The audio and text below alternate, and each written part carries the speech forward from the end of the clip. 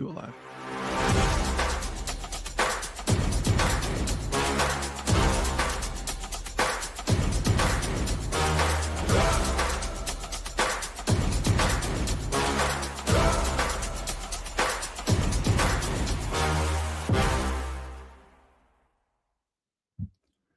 Hello, everyone. Welcome in. Betsperts Golf here for some more Waste Management Phoenix Open discussion. Our betting preview, joined here as always by my guy, Andy Molitor. Andy, no course rotation, 4 rounds of shot link data.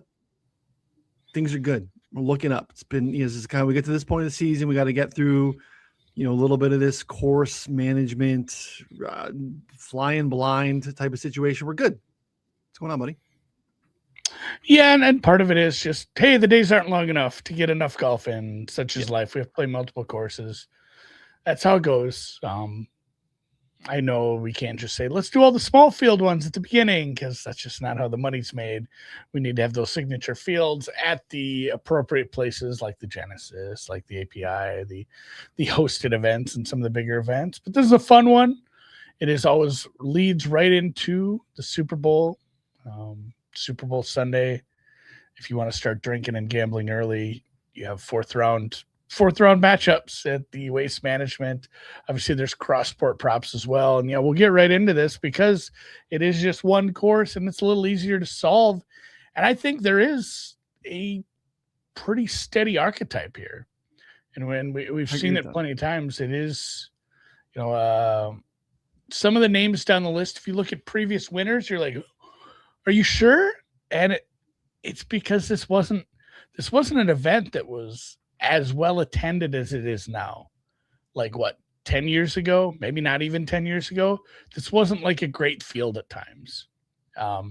With the timing of it and some of the other events around it. Sometimes it's, this has become a lot better field over the years. It's wild because it's not a signature event. It's not big money. It's not some like, I bested, Muirfield, I bested Augusta. It's a TPC course in a resort state. It's fun though. It is fun. And I think some of the sponsorship too, several golfers have been sponsored by Waste Management. They have a lot of money. Some of the betting companies are pretty big with this now. DraftKings has an on-site, essentially, place right outside the gate where you can sports bet. Arizona's legal sports betting state. So it's been fun because these fields have been a lot better, and you've had some good names. You've had some great final groups. And essentially I kind of boiled it down to, we talk about bombers. Bombers are great. Bombers are going to play well here if they can hit it straight because of, what's going to lead them into scoring in these holes and the importance of the longest few holes on the course, which are a different par than some of the other ones. But I've boiled it down to great approach players, par 5 scoring, spike putting. That is the combination of what these people have had if they win or if they place high. That's like the most likely 3 skill groups to have amongst high place winners here. And, there's plenty of good ball strikers. There's plenty of guys who have, the putting chops to do it here. Putting, of course, is easy. It's similar to, like Detroit or Minnesota. It's one of the easiest ones, yeah. When you're looking nobody's going to really, if you struggle to putt here, you just suck at putting. Like you just weren't doing it well that day because it is one of the easier ones. So it's kind of what I boiled it down to. I did make a model, but I made a sub model called Waste Management Secret Sauce. Ooh. And that one I simply put those 3 things in it. And here's the annoying part. Scotty Scheffler, very clear of the field. He ranks in the top 5 of all 3 of those things. He ranks 1 in approach. And I went with strokes gained total 2+. I went with spike putting. So okay. I said 18 months in the floor ceiling filter. I said, give me rounds where you've gained at least 2 strokes putting. So then we're looking at probably gaining between 5 and 8 or 5 and 9 for the tournament.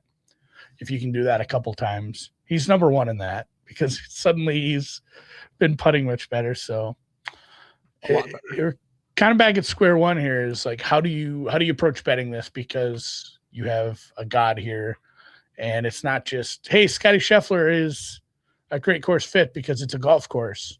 It's a really good fit for a guy like him too, where he's going to score on the greens. His irons are going to put him in position to score on the greens, and he's long enough off the tee to fuck up these par fives. Like it feels like we're going to be chasing him. And at that point, do you do without Scotty? Do you do each ways? Do you do some top 5 bets to go on top of it? Do you hope he screws up a little bit, pray, and bet him live to add him to your portfolio at like 4-1 in day 2? I don't know. It's a tough ask here because I know the guys I like. It just it's a tough ask for them to beat him. That's the challenge. He's also won here twice. So it's not like just a theoretical nice setup for him. It's obviously a place where he's executed. It's where he broke out and finally got over the hump for the first time. So that is kind of the big question that you have to answer in terms of, betting outrights this week.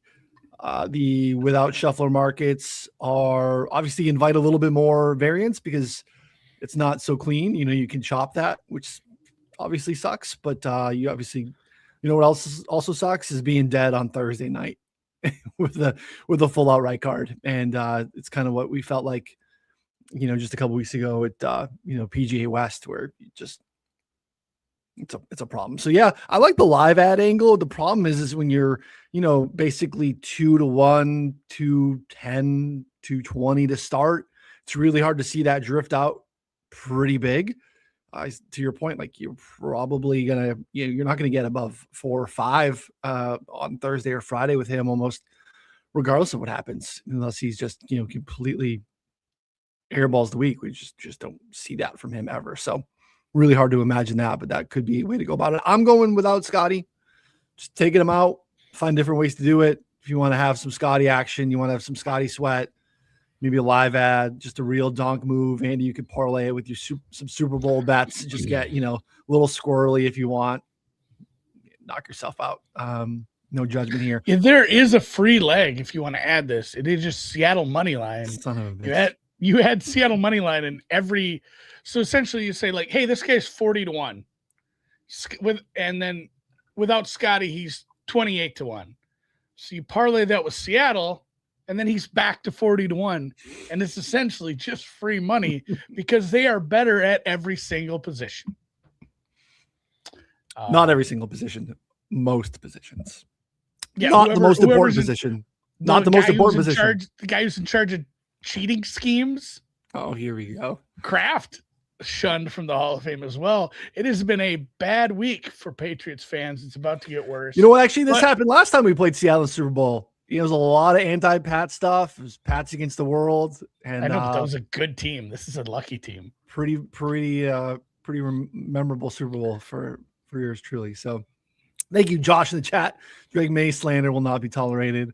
Andy, if anyone, should know what we could see from Sam Darnold at times as a Minnesota guy. So we'll see. Hey, but I mean, if there is props you like, that's fun. And also, just as I prefaced off the top, if there's something, if you like betting props, if you like betting matchups or goofy stuff, and you like breaking these things down, and that's enjoyable. If you like figuring out the math on stuff, there are a bunch of cross-sport golf props to be had this week with the Waste Management. It's like total yards for a player versus this guy's birdies and stuff like that.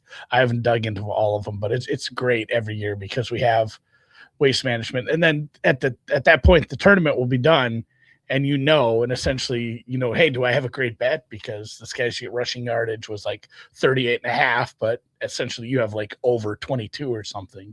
So that's a lot of fun. I enjoy those quite a bit. I probably will be digging into those. Obviously, if you don't know the other sport that well, that's harder. If you don't, if you don't handicap football, there's plenty of people to reach out for. If you're in the 4for4 Discord, just go bug Noonan, Connor, Jake, anybody. Be like, what's your projection for this guy? Yeah, Connor will be boots in the ground. He'll be at the Waste Management, standing next to a kiosk somewhere, I'm sure. because he's definitely not there to watch much golf. But Yeah. I do enjoy this. And like you said, it's strong fields, even though it's not a signature event. We had the 1 year of 2023 it was a signature event, which I forgot about that. That's wild. Yeah, it seemed like they didn't have to. Even at the time, it felt like, why are you doing it with this one? Mostly because you're going to be able to drum up a fairly good field without it. But smallish fields, as you said, too, just 123 golfers in the fields. So a little bit smaller than a standard event. Just another reason I don't know, Scotty, fewer guys to beat. It's a little bit terrifying. Electric finish, obviously 16 gets a lot of attention because it's a very unique hole, just in terms of spectator vibes golf wise. But like 17 is awesome. Can be a really exciting drivable par 4 with water on the side. 18 can be fun. And if you miss to the other side, there is a collection area where the green is above your head. I mean, there's a couple of these spots where, hey, you want to miss this way, and if you miss too far that way, there is a short grass green. That's something I built into my model. It's a newer addition to the rabbit hole, but what was it? Just scrambling from the short grass. I put that in there over the last year because that's a skill set. Some guys hate trying to get the right amount of spin from the short grass to land it on the green where they want it. They need to be hitting it out of some rough where they can, get under the ball, get a little more loft, a little more spin on it. Some of those collection areas where they put the pins on Saturday or Sunday leaves fucking short-sighted, and you have to hit those greens, especially like you mentioned, 17 and 18. We've seen fortunes lost. I believe it was Sahith a couple years ago. Yeah, he was in the final group with like Xander. Was that the Scotty win? Was it Xander? It was a Scotty and Sahith, and he didn't have the nerves or something, because he just couldn't keep those balls. And I think one might have went in the water. Yeah, Ron and I touched on it yesterday in the preview show, the first look show. About 7-8% more like around the green shots from short grass than a standard PGA Tour event. So there's a lot more shaved runoffs here than thick aprons. You can find that data in the rabbit hole. You can find that data on the course stats page as well. You can kind of get into some of the spec details out. Look at that before you start to go into the rabbit hole and start modeling some of that stuff out. If it's really, really helpful to kind of look at that first. What's the course asking before you start to go in and pull the data. But I do think you've narrowed it down to some of the really key things here, some key tenets. It is a ball striker's paradise. It is a spot where you get a lot of approach shots from 175, 150 to 200 basically is almost all of it. There's some longer par 3s and some approach shots into these par 5s, because the going for the green rate here is significantly higher than a tour average event too. Typically like 59%. It's about 71%. So you want to find, the ability to basically have a lag putt or chip for eagle versus, wedge in from say 80 yards is where you'll see that kind of show up here. And there's some correlation with guys going for the green and having more success here. So it is something that I'm weighing this week, looking for guys that are aggressive. And it's a great kind of hybrid total driving week. We've touched on this. Again, this is a great distance from the edge of the fairway week because, again, we don't have penal rough here. It's, a little bit Bermuda's not necessarily full bloom. It's not. It's just not. It's not long enough. No. But if you go too far off course, you got desert, you got water, you've got – you'll get relief. It's funny because sometimes you go way off course. It's like, oh shit, I'm in the desert. And then sometimes you go way off course. It's like, oh shit, I get to drop here because that was a bleachers. There's so many bleachers here compared to like, every course has bleachers, has places for fans to be, and sometimes you have that, but there's so many here, and you get relief if you just fucking hosel knock it off into the woods there. You have to hit it out of the woods, but if there happens to be a giant grandstand, you just get to put it down wherever you want. So good times. Some of that does happen, but we've seen some people put themselves in some pretty bad spots here out in the desert. Obviously, with the water, you can get a lot of trouble. So you don't want someone who's spraying, but it doesn't need to be, hey, I'm Johnny, put it right down the middle guy. Yeah. Seen some people looking at Scotty by margin too. Most books are offering that too. Like if you want to say, Scotty wins, but he wins by multiple shots. A little tricky here, just historical data, what we've seen here. 15 of the last 19 years, the scoring margin has been 1 stroke. And we have 8 playoffs in that time as well. And they do a great job of getting everyone out, knowing that like playoffs are very possible. You almost always get the playoff in before Super Bowl kicks as well. So they've built that in. So again, just with some of the risk reward shots coming down the back 9, it allows itself to be, a fun watch on Sunday late, because there's just a lot of scoring opportunities for guys to be aggressive. So I'm not saying that's the wrong way to go about betting Scotty, but I would just say that there hasn't been a lot of by margin victories here based off of the setup. There's birdies to be made out there. So it is a spot too where you can also, I don't want to say go team no putt, but because guys make putts, especially from like a little bit deeper at a higher rate than they typically do, I'm not looking at like strokes gained putting as much as I typically would. I'm looking at what Andy's talking about. I'm looking at birdie or better rate. I want to find guys that can get hot. I want to look at spike putting. I want to look at those things, because you've seen some guys here who aren't necessarily great putters show up and have some pretty strong weeks because they just kind of piece it all together. So great look, Joshua. 850 for Scotty and Pat's money line. I love it. Love it. It's hard to lose money on Scotty, but that is one way. Our friend, I watched a real short video. Our friend Byron pointed out that Scotty was like 10-1 for first round leader. I wanted to go do the math on that. That's a little tougher because, like you said, there's birdies out there, and Scotty's great in every round. He's been really good in first rounds. I want to kind of look at some of the rotations of where he's been in the first round on those, split course places too. But it's tougher. Obviously, that number looks real appealing, and I did look at it. I got to math it out because it's a full field, and some of these guys they're going to finish T25. They're going to go have one really, really good round, and if it's round 1, it just stinks. So I was interested. That was interesting though, because it's hard to find value on him. It's hard to find an angle to bet on the best golfer in the whole world. Yeah. Did you make any bets? Not yet. Okay.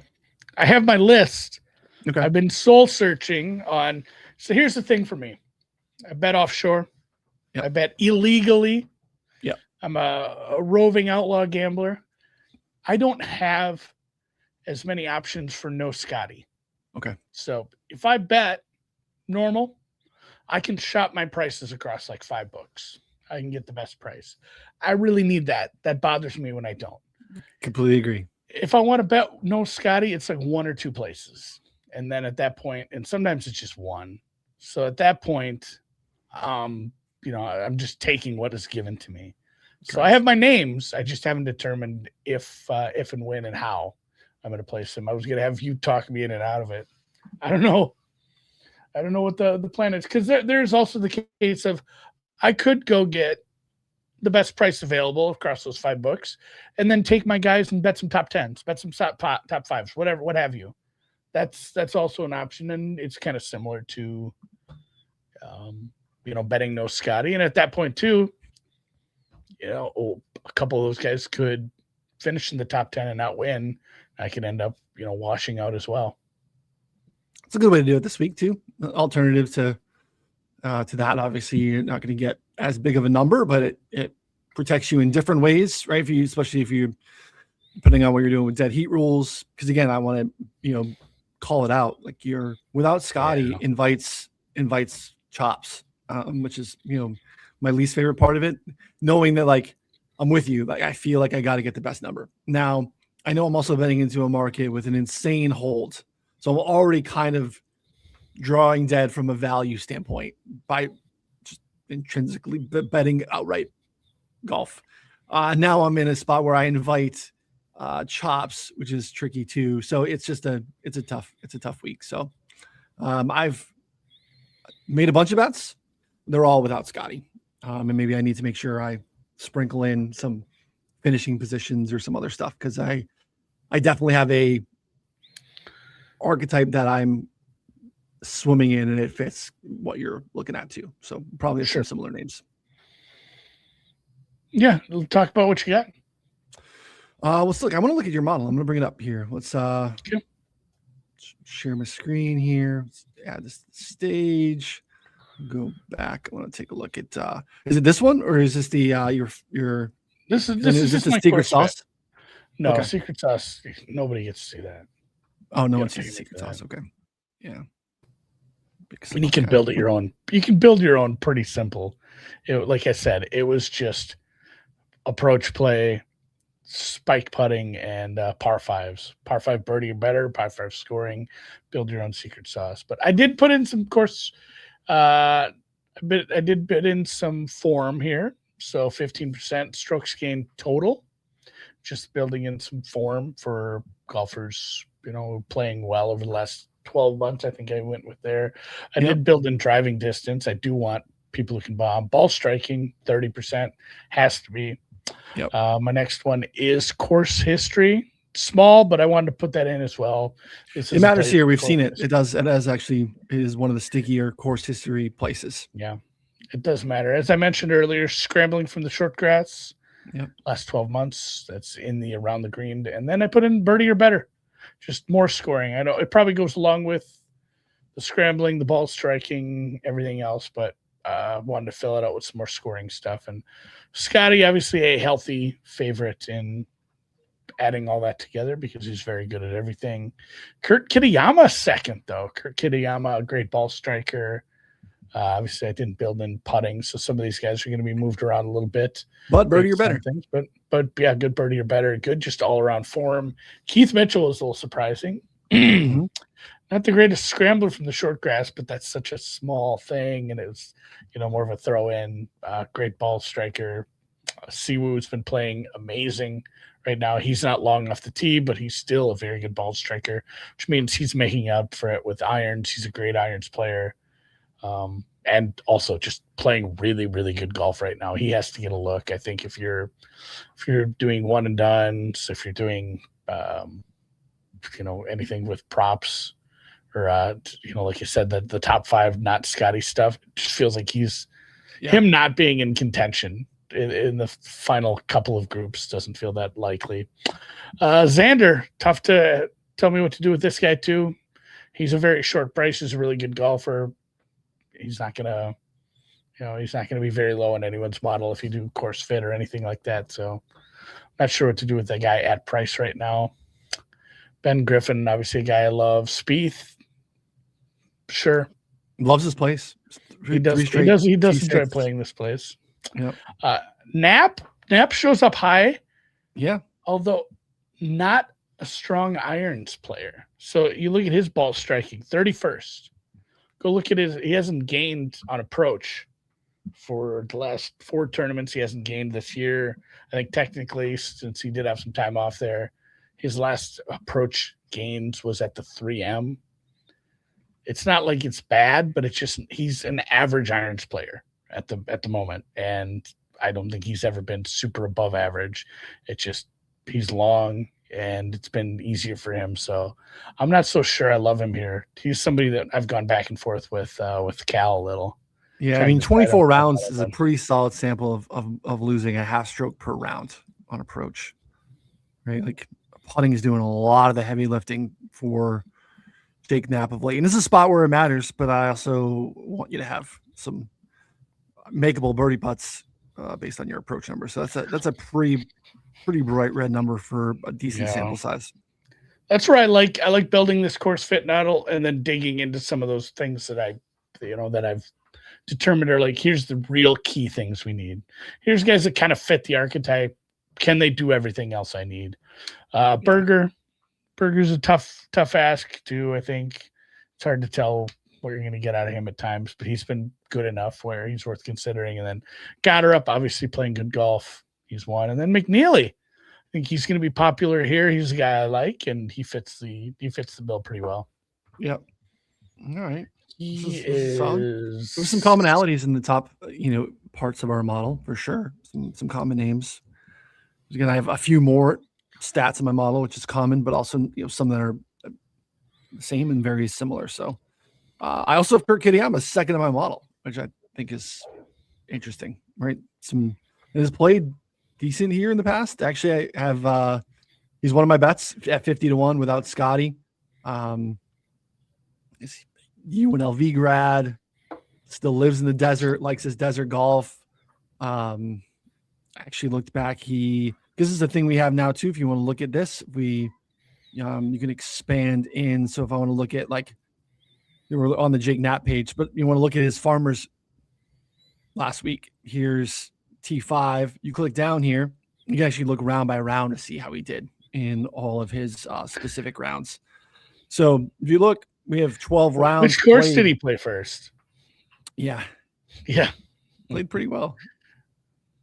Yes. Probably putting still. Probably a lot of putting based off of the rest of this. But Kurt Kitayama's gained strokes putting in 8 of his 12 rounds at this course. So a guy who's not a great putter, but is a good birdie maker, super aggressive, hits in a mile, great ball striker, in particular when it's average to easy scoring conditions. This is where we've seen Kitayama thrive. So again, did win on a tough scoring golf course against Scotty Scheffler, just a few years ago in a signature event, at API. So in Bay Hill. So, we've seen him ball strike his way around a place and get it done. So I like Kitayama. And he's I played him as well. Well, I guess I haven't played anything, but he is the top guy on the list. Okay. For playing, because he's a bigger number. I like him a lot as an outright. And when I go into my secret sauce model, he is 4th. So approach top 10, birdie or better rate on par 5s, 11th, and spike putting 13th. He has, I believe, outside of Scotty, he is the only player who has all 3 of those metrics where he is in the top 20. Scotty Xander and him. Everybody else is a little. Oh, there is one more. There is another. And I don't know if it's a guy who can do it. I have bet him before. I've bet him many times before. Rico. It is Rico. Rico's spike putting amazingly is 9th because he doesn't ever go out there and gain 0 strokes putting. He's going to gain 2 or he's going to gain -4. He's a tough one. It's not a bad spot for him, though. I was curious if you were going to bring up Rico today. I know. Yeah. He's obviously a guy I love. Yeah. So I have Scotty 1 and Kitayama 2 as well. I also have a top 3 for Siwoo, Xander 4. I still have Mitchell. You had Keith Mitchell high. One that I have that is not in yours. I do think he was just outside, though. I think he was like 12th or so. It was Nicolai Højgaard. He's 19th in my model, and he is like 5th in the secret sauce. He's another one where great approach player, really good on par 5s. His spike putting was a little lower, but it was still 36th in the field. So he's somebody that I've circled quite a bit as well. He's 2nd in going for the green rate in the last calendar year. And are we just going to bet all the same guys this week? Did we come to the same conclusion? We're looking at the same stuff. Yeah, we're swimming the same stuff for sure. I also went with a very, very popular, and I was reluctant because I was like, it's going to be so chalky, and I hate being there. And then the more I looked at it, I'm like, I kind of feel like it's a great spot for Pearson Coody, who's playing really good golf. Very, very popular that I saw on Monday. But like top 10 in strokes gained, or he's first strokes gained off the tee, driver heavy courses, first going for the green rate. He's top 10 in birdie or better percentage and bogey avoidance over 12 months. And 3 straight T18 or better finishes, T2 last week. Farmers, another, driver heavy course. So I think he was runner up, like top 3 to Kitayama at the 3M. Another, again, I wouldn't say corollary course necessarily, but like driver heavy in a spot where you got to make a ton of birdies. So there are definitely some similarities. I think actually Nicolai was in the top 5 there too. So there are some threads into that previous leaderboard here as well. So Yeah, I took one shot basically below 50. Mav McNeely at 33. That was a without Scotty number. That was the same price that was readily available with Scotty almost everywhere. So it felt mispriced. Actually, the book had both the same number for Mav with Scotty and without Scotty, which seemed like a mistake. So I was on him last week at Torrey Pines. He finished, in the mix, but not really threatening. But last two times here, T9, T6. He likes his place. Good putter. He's added ball speed. He's going to track that because it's a little early, but seems to have added some distance, which is something that would be pretty appealing. So he's my only sub 50 bet on the board at Mav at 33. So, but I don't want to jam in a bunch of long shots this week, but I got a bunch of guys right at 50. We'll run them down here for you. So Mav and Kitayama, Pearson Coody was 50. Thor is 50. Kind of have to do it. Yeah, you're pot committed. Pot committed. He also fits, right? It's the same premise of like driver heavy, makes birdies. Not a great baseline putter, but pot committed. He was top 10 tee to green last week at Torrey. Just couldn't putt. Rasmus and Nikolai, I can't tell them apart. I can't tell them apart, Andy. Games are almost eerily similar. I can't. I go through and I'm like, they're the same player. Like you're splitting hairs in the difference. Like, I mean, Rasmus was T12 here last year, 7th in ball striking. Putting has improved quite a bit. He's up like over a stroke per round over his last. I think they switch. I think it's like the prestige. Well, yeah, they're both here though. So it's like when you say you love me, sometimes you mean it, and sometimes you don't, because it's two different Christian Bales. Like I think they switch. I think they switch sometimes. I will be on Nikolai. I will not be dabbling on the Rasmus. I think Nikolai is the better one to make. I think I'm so mad if I get the wrong point card. That's why I had to do it. That's why I had to do it. And I actually looked. He's made 8 starts between tours over the fall. 8 starts, 7 of the 8 T23 or better. 3 of those were inside the top 3. So he's been playing some pretty good golf. Most of that on the DP World Tour, but played some swing season stuff here and is obviously got off to. He's played a little bit here to start the year. So, Rasmus. I do like Nikolai. The Nikolai number I got was a little bit bigger, 53 versus 50 for Rasmus. If I was only picking one, I also agree that it'd be Nikolai, and he did model a little bit better. You see Rasmus is right here, though, at 17. So he's not completely down the board. Last one. Big Tone. 100-1. Played well last week. He's got the new Jordan fit, which I think he's looking nice and clean. Has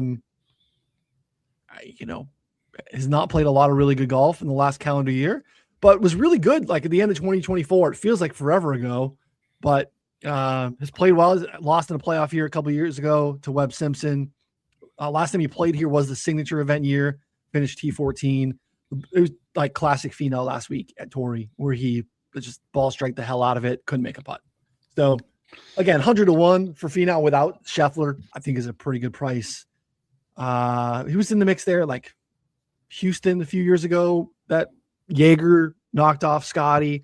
It's just another driver-heavy course, similar layups, shave runoffs. So, I like the number. When we mentioned like everyone with a pulse is going to make a bunch of putts, and we mentioned 3M. Like I remember him playing really well there when he won.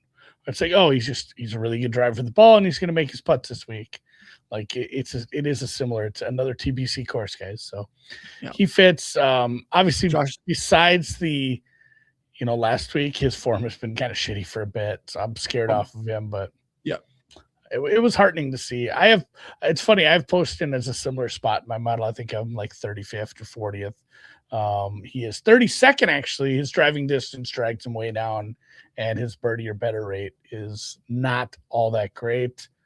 In the secret sauce model, he is 45th. He's another one where he's not scoring really well on par 5s compared to the field because of his lack of distance. Yeah, he's 43rd for me. If you're looking at like, hey, he's played well. He won at TPC Sutherland, right? So if you're looking at desert golf, he's played well there in the past.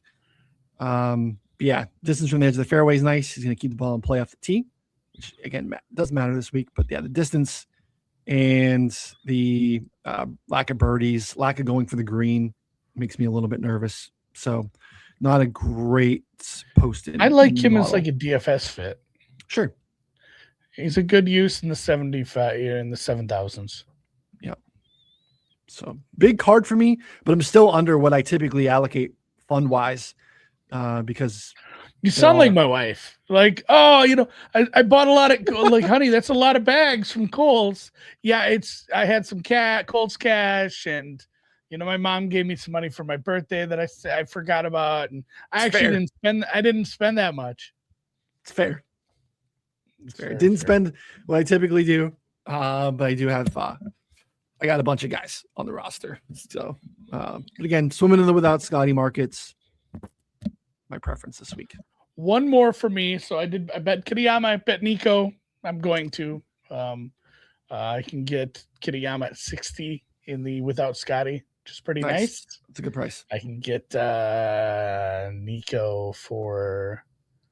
Where was he again? I lost him again. Rasmus is 50. Nico's got to be cheaper than that. I thought so. I got a 53 on Nikolai and a 50 on Rasmus. Hoosh. Actually, for some reason, Nikolai Hogard, I better click this now before it's broken. He is 65. Nikolai in the without. I looked at Mav 25 in the without. I couldn't quite do it. I know he's going to be popular here. I looked at Sepp Straka, another one that I like. His disqualifier is playing badly. He just doesn't have the form right now. Sure. But he's like a perfect course fit who has won on tour. He's just not playing all that well right now. He could be a get right. He could be a live ad. If he goes and plays, 3-4 under in round one, and Scotty didn't shoot 59 or something, he might be a live ad for me. Somebody I'm going to watch on.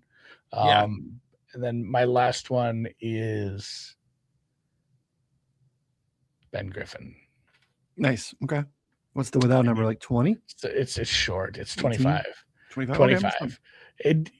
I don't hate that. It's hard to get behind a real big long shot with Scotty in the field. So I don't feel as bad playing a shorter one here, but God, the course fit is good. Yeah. Like everything about him fits so well. He's green across the board and everything he's doing. His approach wasn't great at the Sony. It's funny, he's still top 20 by losing strokes on approach, top 20. He cleaned up a little in the little bit of fall. I think he played 2 fall events, finished first and second. He was in the Tour Championship. Like he's just been a top 10, top 20 machine for a big chunk of. He's awesome. Yeah. Like he was so good late in the season, and I think he's an ascension guy where he might have a couple wins this year. I think the Ben Griffin stuff is sticky. I think it wasn't a fly by night. It's just kind of popped for a year. I think Ben Griffin's he's good. So, when I look at him, he's another one where he's 11th in approach. He's 4th in spike putting, 32nd in par 5 birdie or better. And then in my original course fit model, he's well up there as well. Like he was hard to ignore. Driving distance, he's above average. He's not great, but everything else was like 2nd in form, 13th in ball striking, 23rd in course history, good scrambler, good birdie or better. It's like everything was just above average. So he's somebody I had to have, and I don't like it's a short number, but it is the right way, especially if you're going against Scotty, like take on some other guys near the top of the board. Ron did some work there, and that's kind of been the MO of guys that have knocked him off for the most part have been other top guys for sure. So Minwoo and Matt McCarty. Minwoo for me. Let's see. 72, not great. He played well last week. He played well enough. He lost it. His short game was shit, but he played well enough. And then, his form outside of that has been kind of rough. Past the mid part of the summer when he was playing well. Obviously, he played really well in Texas. He has a win. He has win equity. He won the Houston Open. He played pretty well at the COG. He played pretty well at the Players. He played well here last year. It was T12. It's just I'm kind of puzzled by his form. I think he's a guy, Minwoo, that I'm mixing in for DFS, And Matt McCarty is, I think he's kind of popular this week. I've seen his name bandied around a bit. Yeah, he's playing pretty good golf. Again, another guy that won a desert track. He's also, multiple Corn Ferry Tour wins. Obviously, a lot of those events require birdies being made at a pretty high rate. Yeah, same kind of skill set. You're right. Yeah, keeping the ball in play off the tee. Yeah, you can see birdie or better rate, 14th over the last 75 rounds. I like the Minwoo DFS call. Minwoo in general is just like what we're seeing from him is just kind of what we always see from him. He's not a super consistent golfer, but has spike potential almost anywhere when he puts together and isn't getting himself in a ton of trouble with wayward tee shots. So not a great iron player ever, but just kind of streaky game all around. So you just got to hope you catch lightning in the bottle for a week. We did in Houston, but it's not someone that's going to model very well, partially because his consistency is not there. You kind of want to go into like the floor ceiling section of the rabbit hole and see if you can find some, correlation between why he spikes when he does or not. But he's a tricky one. So yeah, McCarty, I had high, like that's his highest one in my sub model is spike putting. He was 16th for me. Decent approach, not great. Decent par 5 score, not great. But he's another one too where I think if you like him, definitely have him in your player pool because he is the kind of guy who can just gain a shit ton putting and end up in the conversation there at the end. Yep. Yeah, good, interesting DFS week. Obviously, with Scotty being so expensive, how you allocate and build lineups there, knowing that you're paying 14.5 into some pretty insane chalk. But are you dead without him? It's a tough one. So, anything else? Any one and done thoughts? Any you've kind of floated some names there. Anything else you want to get to before we wrap? Yeah, one and done again. It's a smaller purse. It's still a smaller purse. We have a bigger one coming up soon. So you don't want to go nuts and use Scotty or somebody like that. Gosh, I mean, who are you thinking? It's probably someone in that secondary range. Obviously, you only use like 35 people, so you don't want to go nuts. Like we're not going to be, hey, go throw Ryan Fox in there this week because it's not a big event. Like you can still use Højgaard, Spawn, Siwoo, Kitayama, Matsuyama, Ben Griffin, like names that are kind of borderline top whatever. Yeah. I think I've given this advice every year. Make a list of go use the OWGR or the Data Golf rankings or whatever you want to use and make a list of the top 50 golfers and then figure out where you're, really, really worry about who are your top 15. Those guys almost have to be used in majors and signature events. Obviously, remembering that you got Rahm and Bryson only available for 4 spots. And I don't know if you want to count anyone else. When we first started playing this game, we'd always throw Cam Smith's name in the mix. No. Guy's just not playing the kind of golfer he's going to compete at Augusta ever again, apparently. But, those top 15 names, you have 8 signature events. You have 4 majors. You have the players, which is an even bigger purse. So at that point, you're at 13, and then you have 2 playoff matches if you're doing the Mayo Cup, or most of the splash ones I think are similar. So you have 15 big purses. And, for the most part, those 15 names got to fit in there somehow. The guys who are borderline, maybe they don't. Maybe you have to get a little squirrely later on in the year, and you're using someone who's in the top 20, top 25. But for the most part, you're not going well beyond those 50 names. Yeah. And every year you are a couple times, but it's somebody who surprises you.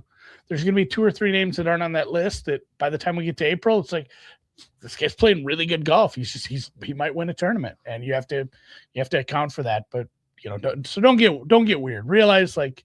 You can't take these names with you. People, they tack too hard the other way. They're like, that's a small event. I can get real weird with it. Like, nah, it's better than getting weird with it and hoping for the best. It's like finding a top 10 here, just making some money, just top 10, top 10 singles and doubles. Just it's okay. Actually, make contact. Yeah, it's small ball. Who's the ultimate singles or doubles guy for this event that I really like? Coco. Corey Connors. How's Corey Connors not like top 20? Right? Like elite ball striking, the putter, birdie rates, not great, but like he's playing good golf, good fit. Corey Connors. If you make a top 50 list, he's on there. Yeah. 1,000%.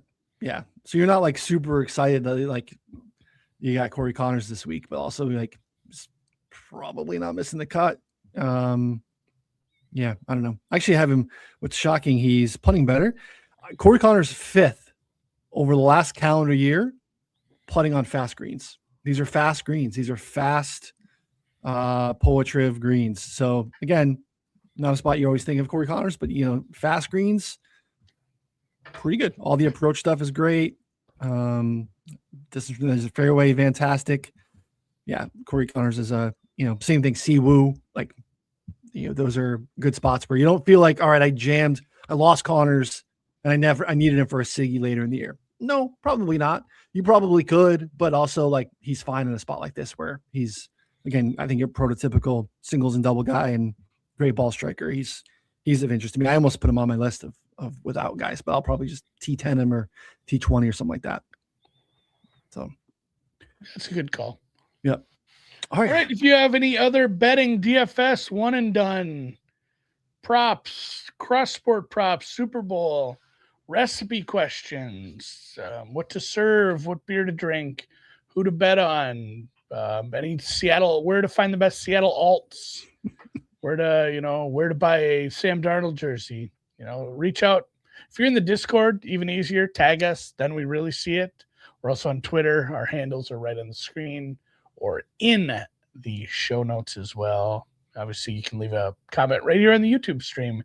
In fact, that helps. That helps the algo. So if you wanted to just leave a YouTube comment, that would be a nice thing for you to do.